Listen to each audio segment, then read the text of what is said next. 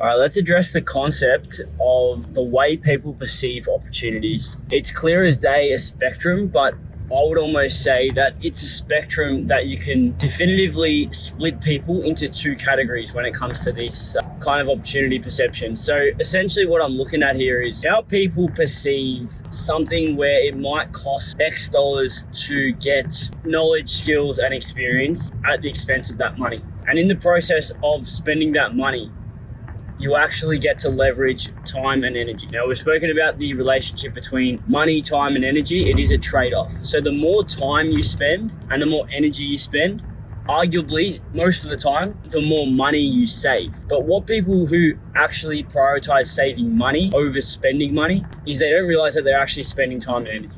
And as a result of spending time and energy, these people burn out quicker, they waste their time and energy, and inevitably by not spending money, they actually end up making less. Listen to that again. By not spending money to leverage time and energy, people end up using their time and energy and end up making less. Because what happens when you don't spend money to leverage other people's skills, knowledge, and experience, you actually miss out on the fast tracking progress of being able to use people who are better than you, who are more skilled than you, who are more knowledgeable than you, and more experienced than you.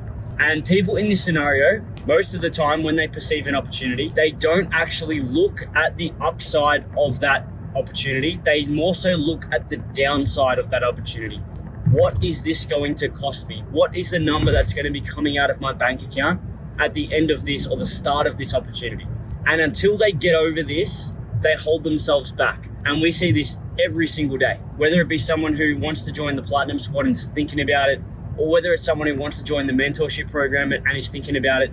We see those people who are sort of sitting there, oh, it's too expensive, don't know if I can afford it, need to justify the value, need to ask 100 questions. That's all fine. It's all good to, I guess, think about it, justify it, make sure that you're getting the value that you want out of it. But what I will say to you is this: if you've got the money and you think about something for a long period of time and inevitably you delay your progress, you are spending your time and energy and inevitably your money over the long term by trying to save money in the short term. And why we know this is because we see the exact type of individuals who are holding off get absolutely destroyed in progress by the people who take action and don't actually look at the short term. People who look at the upside of the investment are the ones who go further. There's a relationship called the Dunning-Kruger effect. It's the confidence versus competence relationship. People who think they know everything, i.e. their confidence, don't actually know as much as they think. And as a result of that, their confidence is much higher than their actual knowledge and their competence. And this relationship you can see on this graph here. And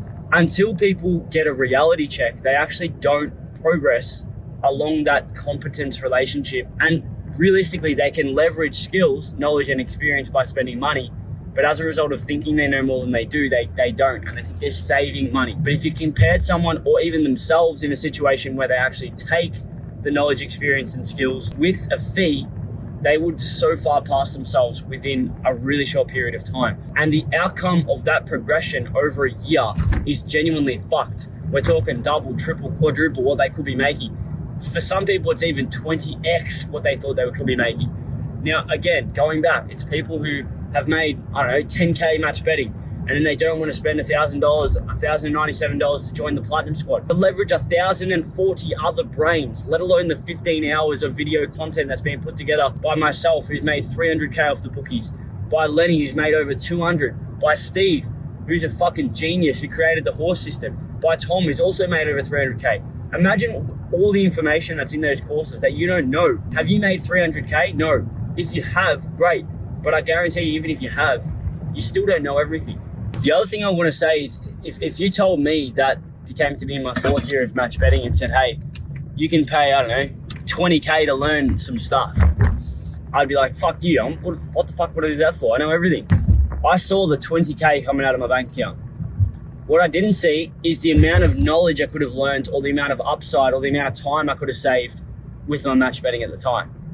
And in hindsight, if you came back to me now and said, hey, do you want this? How much would you pay for all these skills and knowledge and experience? I'd say 100K. Like flat out, I would say 100K. For context, I was telling Tom the other day that we should get a mentor into our business and pay them like someone was offering a fee, for example, And I'm like, I'll just pay 50K right now to get that person into our business. And Tom's like, yeah, so would I. And the reason we do that is because we no longer see the money coming out, e.g. the downside, which is the only thing. If you do the upside downside relationship between an opportunity, realistically, the only downside to spending a fee is the money.